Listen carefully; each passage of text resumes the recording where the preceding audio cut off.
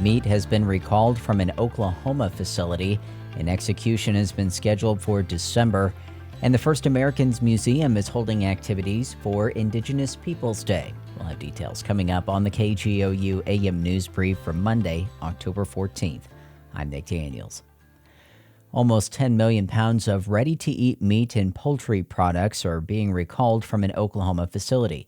OPMX's Anna Pope reports the U.S. Department of Agriculture says the products may be infested with listeria. From mid-June to earlier this month, the products were made at Bruce Pack and Durant and shipped to restaurants, vendors, and stores. They include items like grilled chicken breast strips, pre-made salads, and wraps. USDA's Food and Safety Inspection Service found the problem as part of a routine inspection. There have been no confirmed reports of people having bad reactions.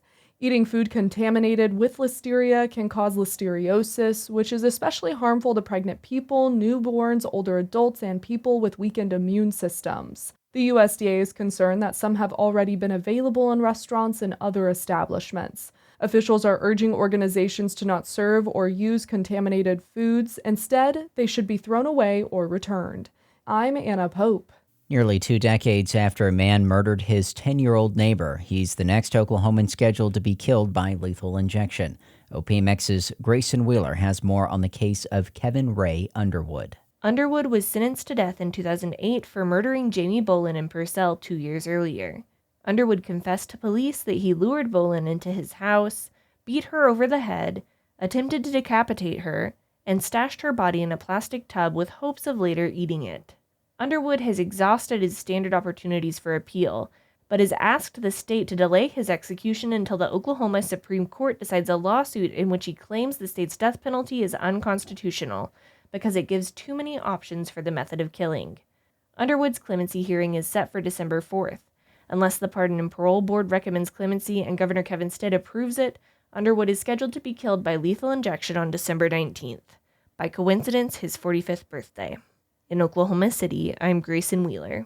A longtime city council member in Oklahoma City died Friday. OPMX's Robbie Korth has more on the legacy of Larry McAtee. Larry McAtee represented Southwest Oklahoma City's Ward 3 for 2 decades. He holds the second longest council member tenure in city history, sitting on the council from 2001 until 2021. McAtee was instrumental in passing 3 MAPS initiatives, championed the arrival of the OKC Thunder, and served as chairman of the city's airport trust.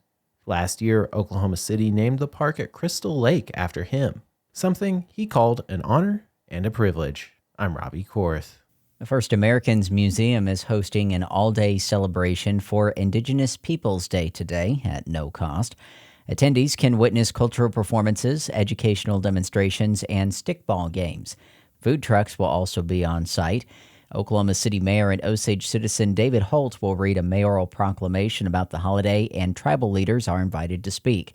Museum staff encourage carpooling due to limited on-site parking. You'll find more information at famok.org.